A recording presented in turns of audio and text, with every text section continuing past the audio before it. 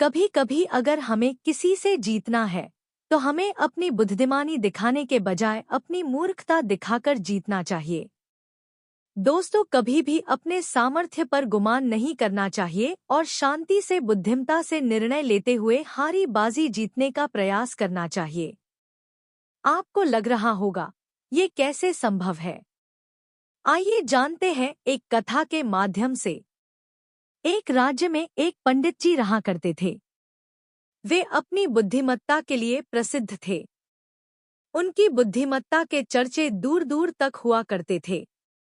एक दिन उस राज्य के राजा ने पंडित जी को अपने दरबार में आमंत्रित किया। पंडित जी दरबार में पहुंचे।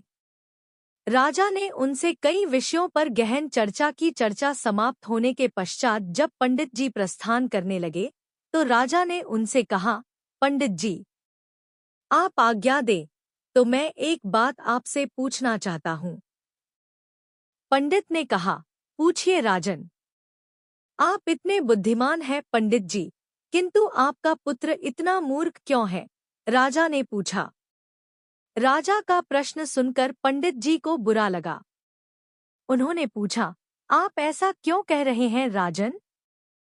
पंडित जी, आपके पुत्र को ये नहीं पता कि सोने और चांदी में अधिक मूल्यवान क्या है। राजा बोला। ये सुनकर सारे दरबारी हंसने लगे।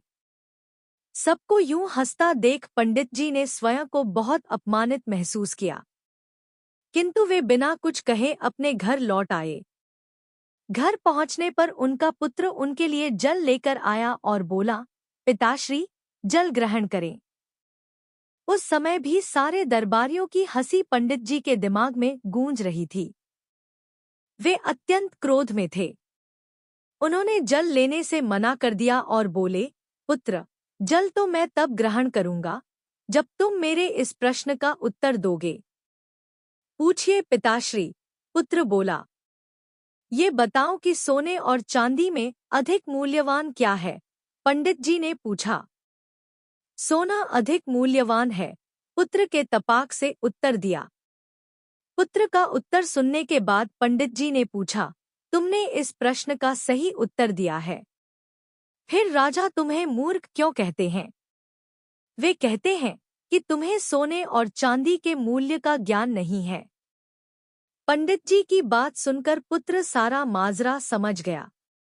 वह उन्हें बताने लगा, पिताश्री, मैं प्रतिदिन सुबह जिस रास्ते से विद्यालय जाता हूँ, उस रास्ते के किनारे राजा अपना दरबार लगाते हैं। वहाँ ज्ञानी और बुद्धिमान लोग बैठकर विभिन्न विषयों पर चर्चा करते हैं। मुझे वहां से जाता हुआ देख राजा अक्सर मुझे बुलाते हैं और अपने एक हाथ में सोने और एक हाथ में चांदी का सिक्का रखकर कहते हैं कि इन दोनों में से तुम्हें जो मूल्यवान लगे वो उठा लो। मैं रोज चांदी का सिक्का उठाता हूँ। यह देख वे लोग मेरा परिहास करते हैं और मुझ पर हंसते हैं। मैं चुपचाप वहां से चला जाता हूँ। पूरी बात सुनकर पंडित जी ने कहा, पुत्र, जब तुम्हें ज्ञात है कि सोने और चांदी में से अधिक मूल्यवान सोना है, तो सोने का सिक्का उठाकर ले आया करो। क्यों स्वयं को उनकी दृष्टि में मूर्ख साबित करते हो? तुम्हारे कारण मुझे भी अपमानित होना पड़ता है। पुत्र हंसते हुए बोला, पिताश्री, मेरे साथ अंदर आइए, मैं आपको कारण बताता हूँ। वह पंडित जी को अंदर के कक्ष में ले गया। वहां एक कोने पर एक संदूक रखा हुआ था। उसने वह संदूक खोलकर पंडित जी को दिखाया। पंडित जी आश्चर्यचकित रह गए। उस संदूक में चांदी के सिक्के भरे हुए थे। पंडित जी ने पूछा, पुत्र, ये सब कहाँ से आया? पुत्र ने उत्तर दिया, पिताश्री, राजा के लिए मुझे रोकना और हाथ में सोने और चांदी का सिक्का लेकर वह प्रश्न पूछना एक खेल बन गया है। अक्सर वे यह खेल मेरे साथ खेला करते हैं और मैं चांदी का सिक्का लेकर आ जाता हूँ। उन्हीं चांदी के सिक्कों से यह संदूक भर गया है। जिस दिन मैंने सोने का सिक्का उठा लिया, उस दिन ये खेल बंद हो जाएगा। इसलिए मैं कभी सोने का सिक्का नहीं उठाता। पंडित जी को पुत्र की बात समझ तो आ गई, किंतु वे पूरी दुनिया को ये बताना चाहते थे कि उनका पुत्र मूर्ख नहीं है। इसलिए उसे लेकर वे राजा के दरबार चले गए। वहां पुत्र ने राजा को सारी बात बता दी है कि वो जानते हुए भी चांदी का सिक्का ही क्यों उठाता है। पूरी बात जानकर राजा बड़ा प्रसन्न हुआ।